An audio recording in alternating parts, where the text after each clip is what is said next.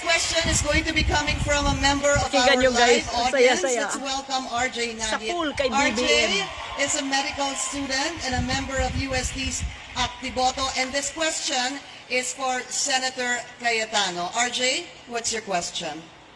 What do you think is the most appropriate penalty for graft and corruption? Lahat sa buong mundo, sa science ng criminology, it's not the actual penalty, but the certainty na mahuhuli ka. Sa Pilipinas, pag antibiotics, pagdisan, ang nanakawin mo, sigurado huli ka. Pero pag nagnakaw ka ng malaki, magiging congressman ka.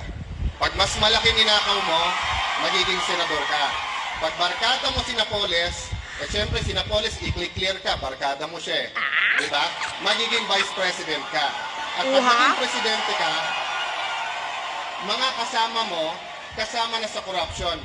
You go to the LTO, kumuha ka ng lisensya, corruption.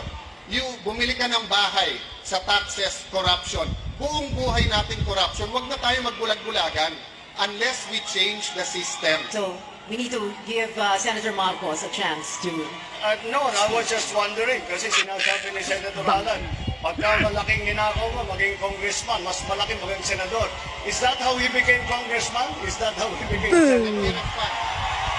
That's not how I became congressman. It's not how I became senator. Well, mga kababayan, alam kong sa Europe nag-aral si Senator Bongbong kahit peke yung diploma.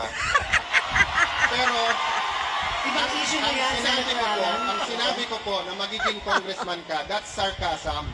Because it applies to many, not to all. Okay. Kung ako'y naging congressman dahil corrupt, di sana hindi ako sumama sa EDSA 1, EDSA 2, hindi ako lumaban sa corruption ni Binay, hindi ako lumaban sa corruption ni Arroyo. But Senator Marcos, nasaan ka pag corruption ang pinag-uusapan? Diba? Wala ka sa hearing. Sabi mo kanina, Senator Marcos, matagal tayong magkapartido, bakit ngayon lang bringing up?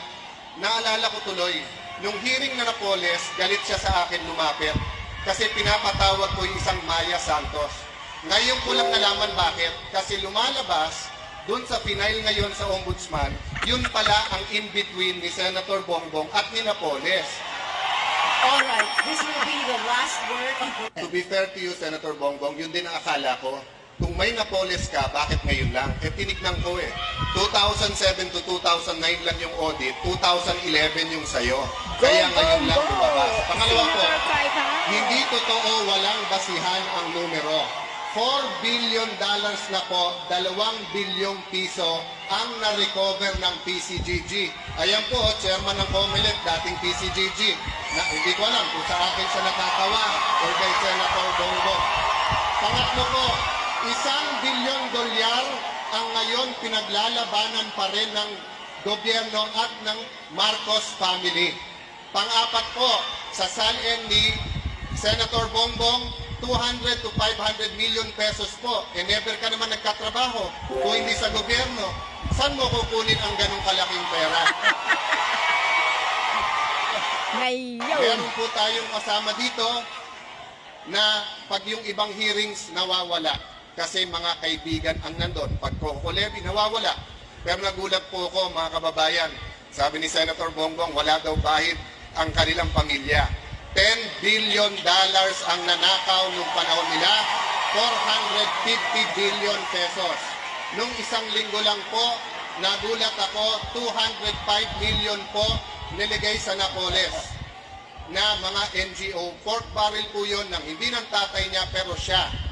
Kung yun po ay hindi pa bahid politika, hintayin nyo maging vice president siya. Baka $100 billion na ang mawala sa atin.